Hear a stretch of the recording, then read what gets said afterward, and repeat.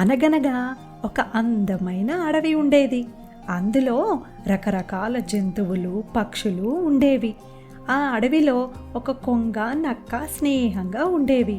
ఒకరోజు నక్క కొంగను తన ఇంటికి విందుకు ఆహ్వానించింది. సరే మిత్రమా, నీవు ఇంతగా పిలిస్తే కాదంటానా అని ఒప్పుకుంది కొంగ. మరుసటి రోజు కొంగ వెళ్ళేసరికి నక్క 2 వెడల్పాటి పాత్రల్లో పాయసం పోసి ఉంచింది.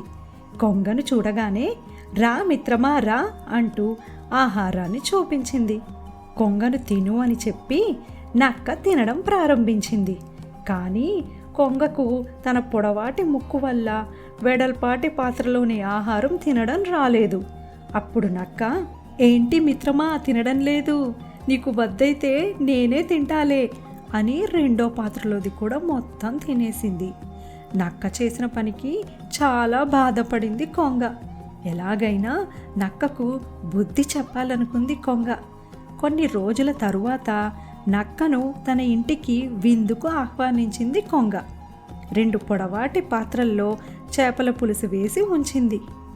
నక్క రాగానే తినమని చెప్పి తన పొడవాటి ముక్కుతో కూజాలోని చేపలన్నీ తినేసింది కొంగ. కానీ కూజాలో నుండి నక్క తినలేకపోయింది. అప్పుడు కొంగ, నీకు వద్దా మిత్రమా, అయితే నేనే తింటాలే అని మొత్తం తినేసింది. నేను చేసిన దానికి సరిగ్గా బుద్ధి చెప్పింది కొంగ. ఇంకోసారి ఇలా చేయకూడదు నేను అని లోపల అనుకుంది నక్క.